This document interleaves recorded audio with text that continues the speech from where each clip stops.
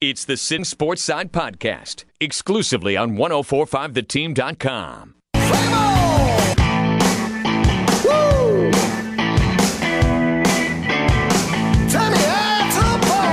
is the Sittin Sportside podcast on 1045theteam.com. I'm Eric Hanneman, and thank you for joining this edition of the Sittin Sportside podcast. We are jumping right into the National League West after doing the American League West, as we have the start of the season for every single Major League Baseball team coming upon us in a couple of days. No, we're looking at a week here in terms of total and in terms of actual season. And let's start off by saying congratulations to Mike Trout. Go back and listen to my AL West preview for sure. There's still a lot of relevant things in there, but a couple players from that podcast that I mentioned got new contracts. One of them being Alex Bregman. The other, though, the more important one, Mike Trout. And it's funny, I mentioned in that podcast about how the Angels are going to have to start doing better to make sure they lock down Mike Trout. Well, it looks like they didn't have to do that. They locked down Mike Trout, so that's a crazy contract.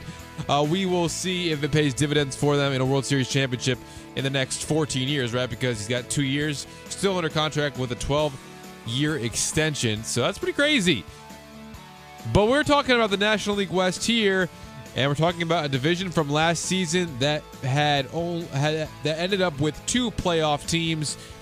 And did it not end up with a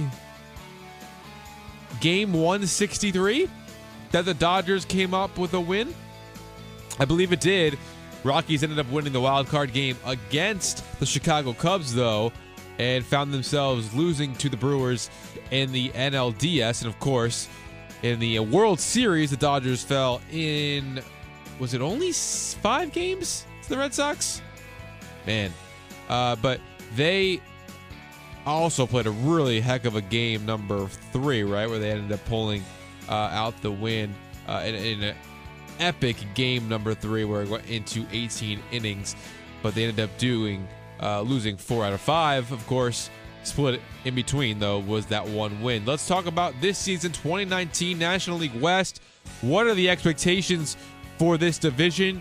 And here we go, starting with the first place team that I'll talk about is, of course, the Los Angeles Dodgers. Back-to-back losers in 2017 and 2018 to the Astros and the aforementioned Red Sox, respectively.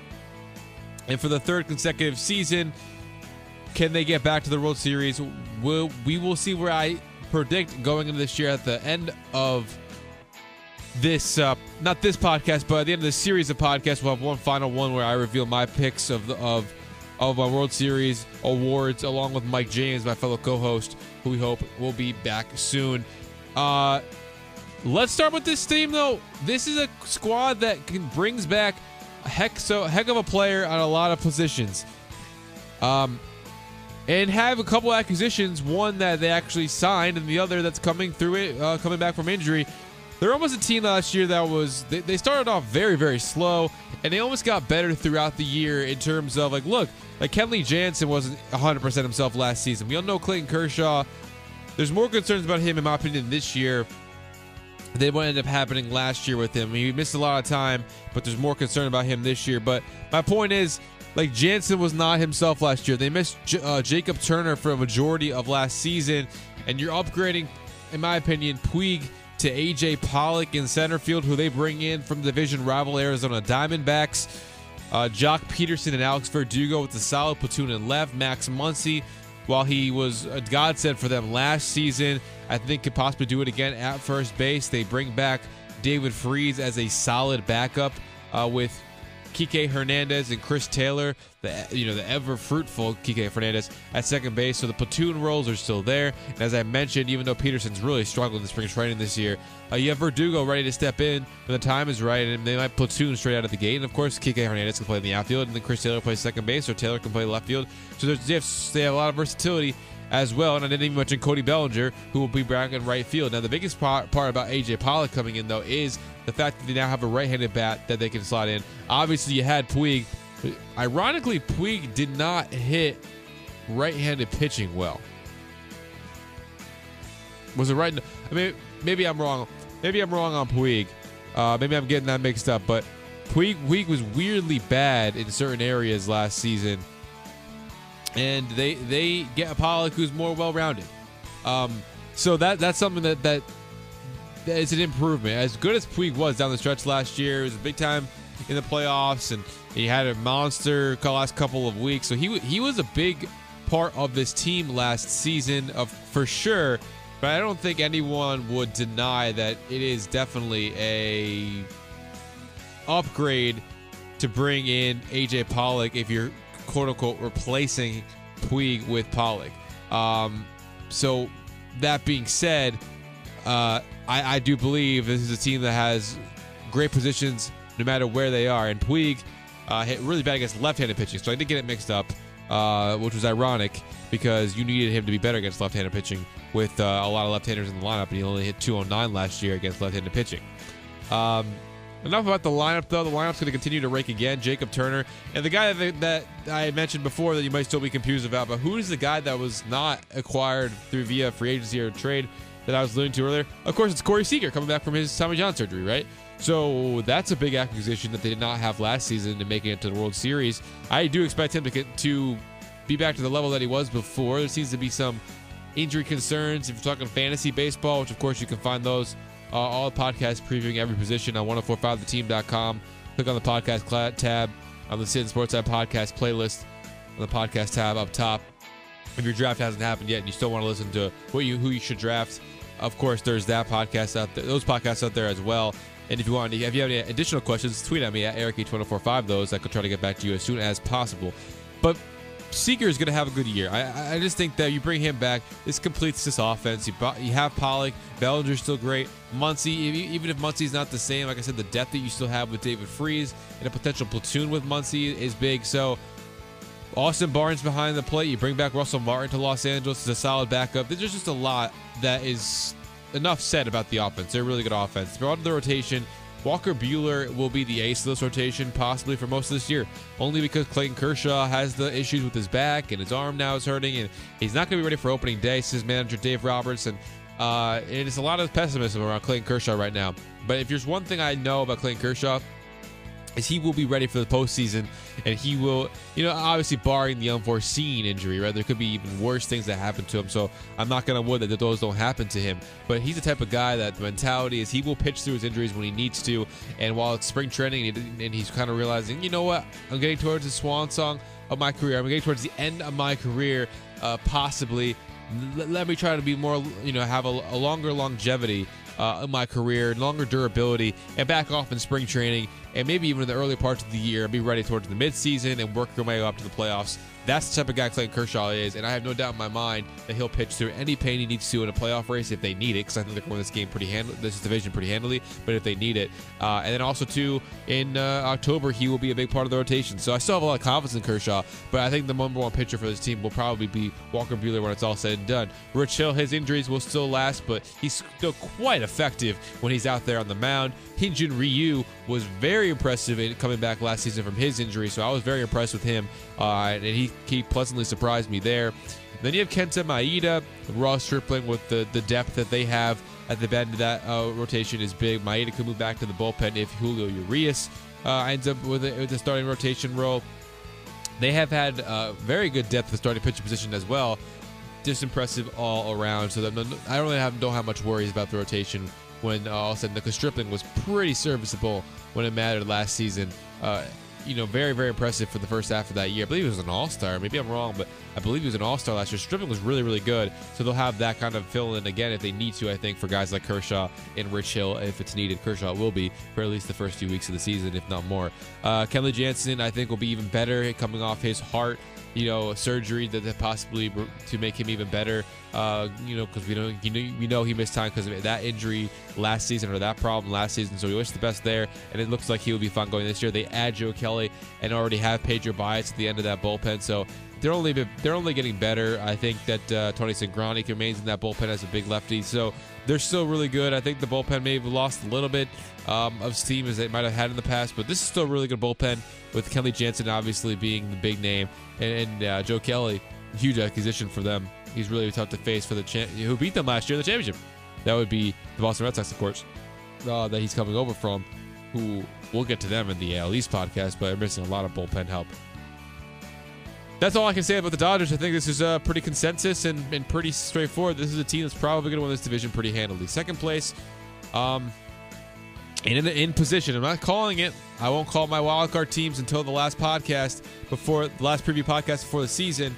But I think the Rockies will put themselves in position to make the playoffs for a third consecutive year. Look, this is a team I think that is looking pretty good in the spring training. I think the pitchers are some of the best they've ever had, maybe all time. Definitely in recent memory. So even though it's a tough place to pitch and players will not necessarily put up great numbers at Coors Field, although John Gray, and we'll get to him in a second here, has had better numbers at home than he has on the road, which is kind of interesting. They still have a great offense. They improve their offense by bringing in Daniel Murphy. Although they lose DJ LeMahieu, Ryan McMahon, and Garrett Hampson, a potential platoon at second base, I really have confidence in them to continue to do well. The defense in center field, as Charlie Blackmon moves to right field now, is something to be desired. Ian Desmond as a center fielder isn't great, but who knows if Desmond goes down or they decide to move Desmond back to, if Murphy goes down, Desmond will move back to first base. Who knows what's going to happen there? So if the defense could get better, if they go with Ramel Tapia at some point, or he'd be a late inning replacement when push comes to shove, in many situations for Bud Black. But still, the bat is good for Ian Desmond. Left field, I expect a big campaign from David Dahl in hopefully his first full season. He came back last year with the vengeance and hit double-digit home runs in a shorter amount of period of time, and including his rookie year, he hit over 300. So if it's a guy, if he puts it together, he could have power numbers and hit over 300, similarly to a Nolan Arenado, who's done that multiple years, and it's locked down for good in Colorado, it seems. Not much to say about him. One of the best defensive third basemen, probably the best in the National League. MLB, you got to have Matt Chapman, who I just saw make an amazing play on a bunt by D. Gordon today in the game against Japan game, first game of the 2019 season, of course. But nothing more to be said about guys like Nolan Arenado and Trevor Story, who have put up really good numbers. And the catcher position continues to be for them, but it works. Like Chris Iannetta, Tony Wolters, if defense pursues. Tom Murphy can hit if he gets an opportunity. So, the catcher position is there. So the offense, still one of the best, and it's one of the best venues, of course. It's going to come down to the pitching, and like I said, I think this is one of the best rotations that the Rockies have ever had. You start at the top, which I would say, I don't know. There isn't a clear-cut top of the rotation, but based on last season, you got to go Kyle Freeland, who was deemed by one person I read, I believe it was on Roto World, but I'll give him, I can't give the person the credit, but I'll give the site the credit. The Sultan of soft contact.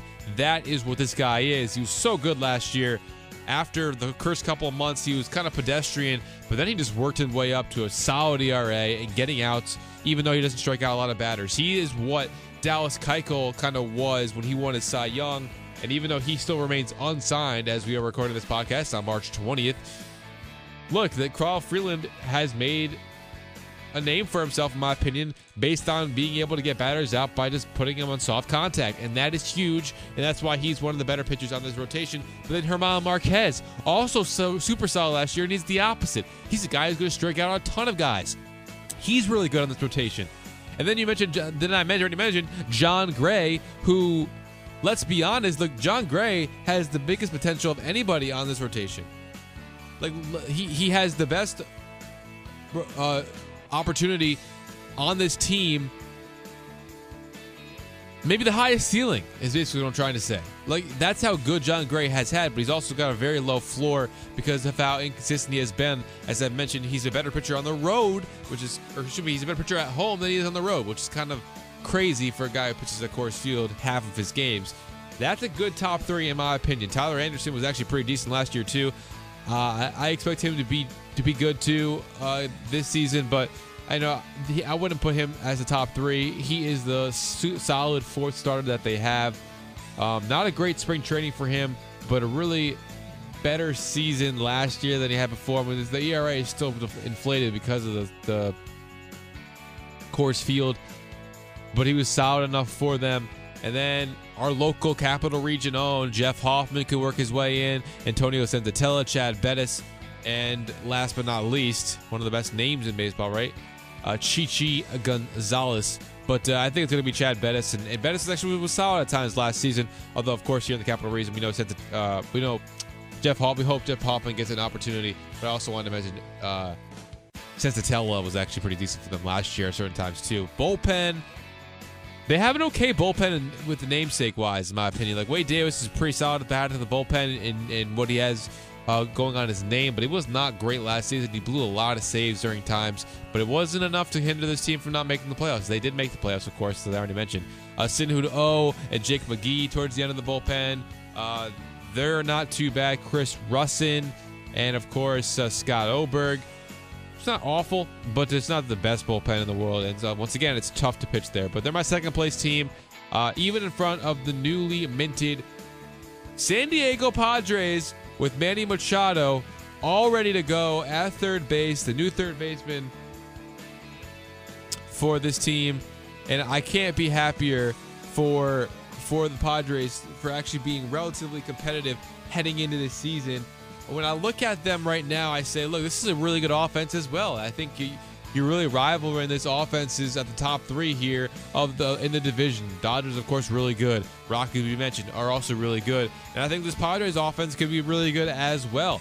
Will Myers, left fielder, really, really good. Manny Margot will have an opportunity possibly in center field, and Hunter Renfroe in right. But the problem is, the good news here if you're a Padres fan, and maybe a problem for Margot and possibly Hunter Renfroe, is you have guys like Franchi Cordero and Franmil Reyes who have shown that they could be ready at some point to take over the position. Reyes a little bit more than Cordero. Franmil Reyes can hit a lot of home runs, and I think if Renfroe, they might put Reyes in center field, or excuse me, put Will Myers in center field and put Reyes in left or something like that, or Renfroe in left or something, because the power numbers that Renfroe and Reyes could put up together are really, really tantalizing. Not to mention, of course, Manny Machado, who's going to put up 30-plus home runs from the third base position. Luis Urias will get time at shortstop, a really good young player. But who knows when Fernando Tatis Jr. will come up and make his debut, and a much-anticipated debut for, in a guy who has Ronald Acuna upside going into the season, especially the way a lot of people are loving him. I'm not saying that he's going to be able to do what Acuna did or Juan Soto did, because I think it's unfair to put expectations like those on players, even on the phenoms like Tatis Jr. and, of course, like Vladimir Guerrero Jr., who we'll talk about in the American League East preview podcast. But if he comes up and rakes any little bit, this will make this offense even better. Talk about Ian Kinsler, the veteran presence on the right side of the infield, along with Eric Hosmer and Austin Hedges and Francisco Mejia behind the plate. Mejia's got the better bat. If you're playing Mejia, this is probably one of the best lineups, I think, that are most underrated lineups that people won't be talking about. If you're talking about if you do move Will Myers, like the power numbers here, they can hit a lot of home runs, even in a San Diego ballpark that isn't necessarily minted for that, but it's gotten better over the years. What they moved in the fences a little bit and whatnot. So, look, this is a really good offensive team, and that's why this is a team that's kind of on the rise, and they're now slated to finish in third place after finishing last season with only 66 wins and 25 and a half games out of the Dodgers for first place, and the second worst record in the National League. So it's a big bump predicting them for third place, no doubt about it. The reason why, though, I don't have them higher, and as you can tell, I'm still a little bit down on them by the tone of my voice right now, is the rotation. And they've gotten better in the rotation, as we've seen.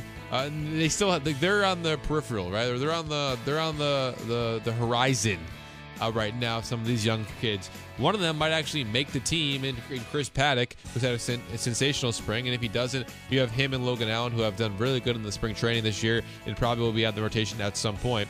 Joey Lucchesi is their ace right now. He's got really good stuff. At the top of the rotation, I mentioned Paddock. Matt Strahm has really put on weight and done a really good job to prove to Andy Green that this is a guy who's worth force to be reckoned with, and is going to give him opportunity, hopefully, in the starting rotation, because he's been pretty good himself in the in spring training. And that's a three-peater that I'm kind of solid with. Eric Lauer will probably get an opportunity.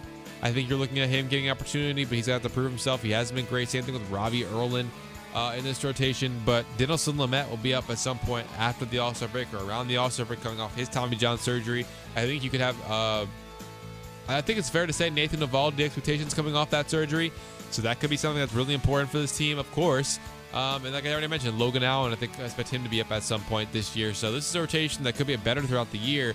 But the fact that you're going to be throwing out the Lauers and the Earls of the world early in the season, and Strom is no proven commodity as a starter right now, I think you're looking at an underrated rotation. Nothing, but not something that I could say, look, this is a rotation that's going to get the job done to win this division or even possibly come in second. So they're going to be a good team. No doubt they'll be over 500. Well, I guess there's still some doubt, but I would say there's a really good chance of this team being over 500 for the first time in a while. So to look for this team to finally get over that hump and be back in a playoff contention, something they haven't gotten to since Bruce Bochy left, which is crazy because division foe, San Francisco Giants have won 3 World Series, obviously, since Bruce Bochy left, and they haven't been to the playoffs since that happened. So the Hall of Famer Bruce Bochy is going to retire. And before we get to his squad, spoiler alert, they're my 4th place team. Kirby Yates, Craig Stammen at the back end of that bullpen with Adam Moore and former Yankee being part of that, and possibly Matt Strom if they decide to go that route. I think it's a good bullpen. I think Kirby Yates will be solid at the back end with Stammen being an underrated part of it. But it's nothing to write home about. They're not the best bullpen in the world. They got good people at the back end, but it depends how you get there, and that could be a problem for this team at certain points too. Let's talk about Bruce Bochy and his San Francisco Giants in his swan song season managing. I think he's a Hall of Famer. I know there's some doubts on our local station, go back in Gaz, I believe it was Gaz, who said that he's not even sure a guy who has that many losses deserves to be in the Hall of Fame. But they're talking about a guy who's made 4 World Series, 2 with 2 separate teams, 3 World Series wins with the Giants, 1 World Series loss to the Padres. I just mentioned the Padres haven't been in the same team since he left. And you're talking about a Giants team that's won 3 World Series. I think you have to put this guy in the Hall of Fame. But this is not the year he's going to want to leave off on. He's not going to make the playoffs. I'm looking at it right now. This is a team that's probably going to try to sell Longoria, Crawford, possibly Panic, and even Belt. So their whole infield, who I just mentioned right now, could be traded at some point this season.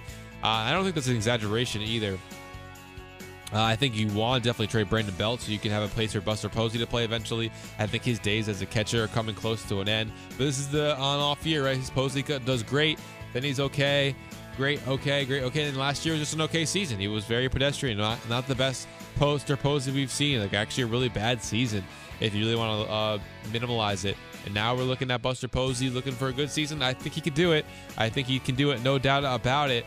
But you're talking about a lineup that's going to be throwing out Austin Slater, Steven Duggar, they both have interesting, chances to contribute. But, Duggar more than Slater. I think Mac Williamson will be interesting, although you have another possible option out there in Drew Ferguson. These are not even close. I wouldn't even call these mid-household. Like, I wouldn't even call these garage names. They're not household names. I'm not even sure they're names you're mentioning. And I say garage, I don't know, apartment names. Like, these are not even names that you're really hearing that much on the prospect or look at these good young players. Like, this is an outfield I think that doesn't have the star power. I think, like I said, Duggar can be pretty good. Mac Williamson has shown promise if he's going to get some playing time.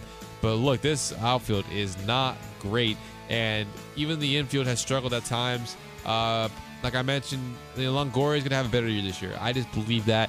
I think he's going to be traded. I think Crawford is a guy that, out of all these guys, Crawford and Panic, I would actually say Crawford has the best chance to stay. But Alan Hansen should be good to fill in. Pablo Sandoval should be good to fill in. But you're talking about these guys mid-season after some of these guys get traded.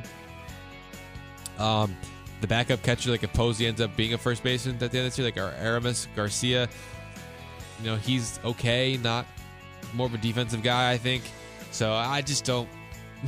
I can't say enough about how much I like the Dodgers offense, and I can't say enough about how disappointing this Giants offense could be. Like, I have them in 4th place right now, but look, the Diamondbacks might convince me when I'm doing their preview in just a few minutes here. Maybe I should switch these because the offense is just that kind of boring and not great. And you have a ballpark that for lefties like Brandon Belt, it's so hard to hit the ball out of there that it's just, Crawford as well. I mean, it's just so hard for me to put this team on any kind of level of being able to hit the way the top 3 teams in this division that I said that I mentioned already did. The rotation's pretty good. Madison Bumgarner will be back. I think he's good. I don't think he's getting traded, but I could be wrong. There's a chance that he does get traded for sure. Derek Rodriguez, pretty good. Ivan Rodriguez Pudge's son was pretty good for them last season. I think that is going to continue. Derek Holland, nice resurgence for them last year. I do expect that to continue. Samardzija and Pomeranz. I think Pomeranz is a big acquisition. I think he could have a really good year for them and be the reason why they do come in 4th place, which isn't saying much, but it's a reason. And that is a big part of the rotation. Chris Stratton,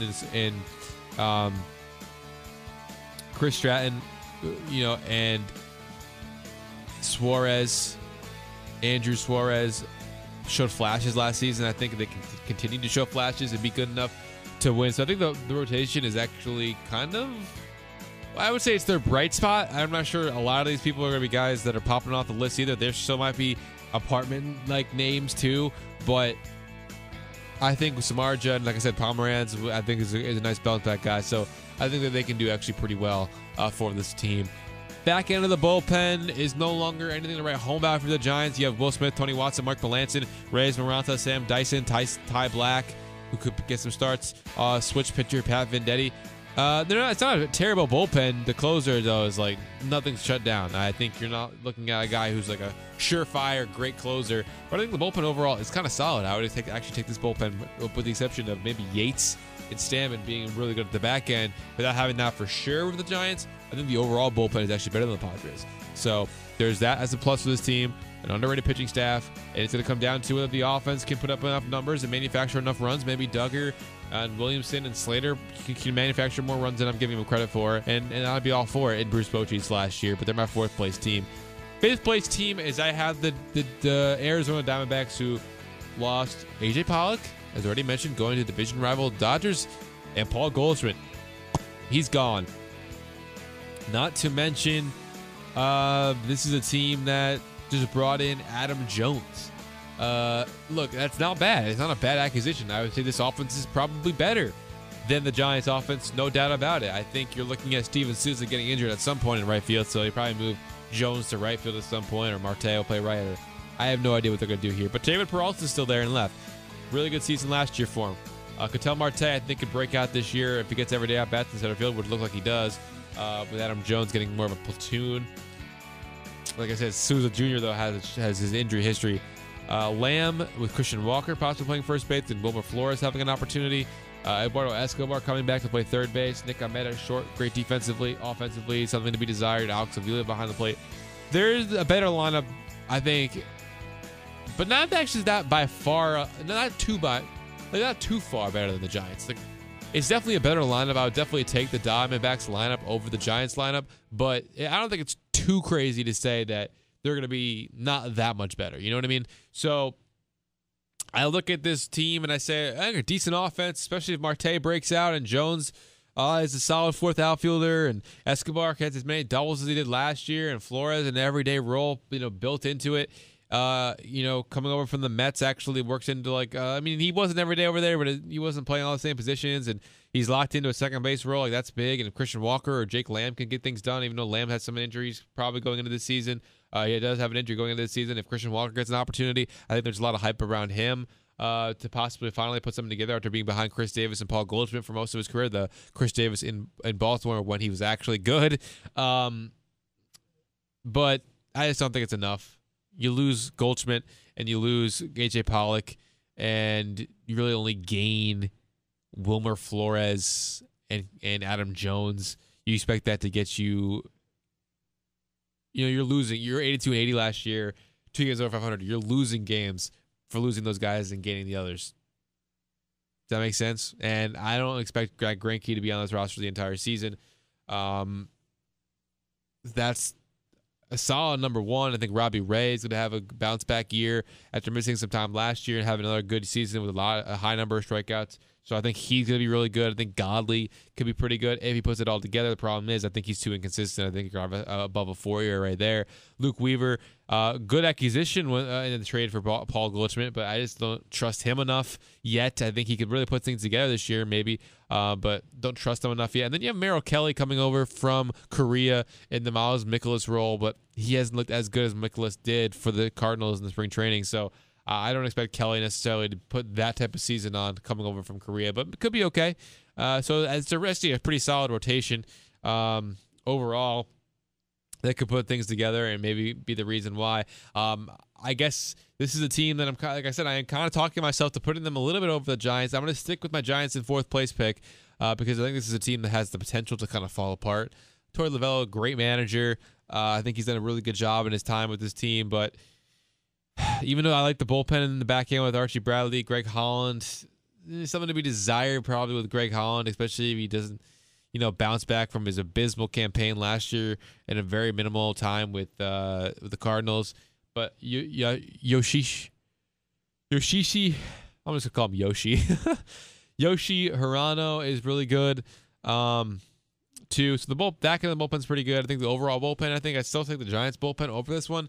But like I did with the Padres, I would take Bradley and Holland and Hirano over the back end of the Giants. But overall, the bullpen as a whole probably better for San Francisco.